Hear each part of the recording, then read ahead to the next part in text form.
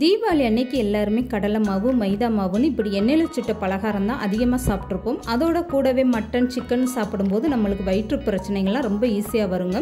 இதுக்காக மறுநாள் நீங்கள் இந்த மருந்து அரைச்சி குடிச்சு பாருங்கள், உடனே உங்களுக்கு வயிற்று பிரச்சனை எல்லாமே போயிடும். இந்த இஞ்சி மருந்து வந்து சின்னவங்கலேருந்து பெரியவங்க வரை எல்லாருமே சாப்பிட்லாம். உடல் சோர்வாக இருக்கிறதுக்கு வயிற்று பிரச்சனைக்கு எல்லாத்துக்குமே ஒரு சூப்பரான மருந்தாக இருக்கும். ட்ரை பண்ணி பாருங்கள். ஹலோ ஃப்ரெண்ட்ஸ், வெல்கம் டு சமையல் டிலைட்.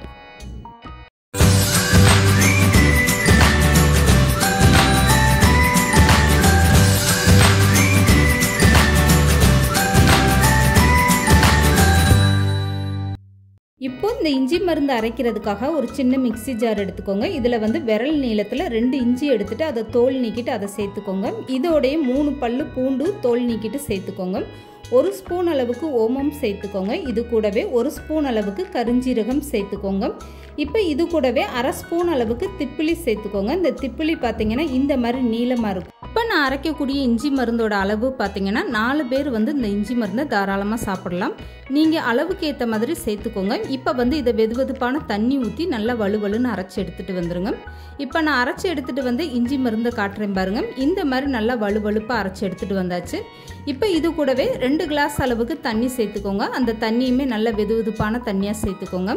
இதுக்கப்புறமா ஒரு கிண்ணத்தில் ஜல்லடை வச்சு இந்த இஞ்சி மருந்தை நல்லா வடிகட்டி எடுத்துக்கோங்க. இந்த இஞ்சி மருந்து வந்து குழந்தைகளுக்கெல்லாம் கொடுக்குறீங்கன்னா குறைஞ்ச அளவாக கொடுங்க. பெரியவங்க குடிக்கும்போது 1/2 கிளாஸ் 1/4 கிளாஸ்ன்னு அளவுக்கு ஏற்ற மாதிரி நம்ம சாப்பிட்டுக்கலாம்.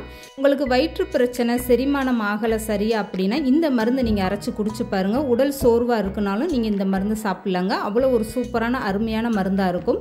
கண்டிப்பாக இந்த மாதிரி ஒரு சூப்பரான இஞ்சி மருந்தை நீங்கள் ட்ரை பண்ணி பாருங்கள். இந்த இஞ்சி மருந்து அரைக்கிறதுக்காக நீங்கள் எந்த ஒரு பொருளுமே கடையில் போய் வாங்க வேண்டியது இல்லைங்க. இந்த பொருட்கள் எல்லாமே நம்ம வீட்டில் ஏற்கனவே இருக்கக்கூடிய பொருட்கள் தான்.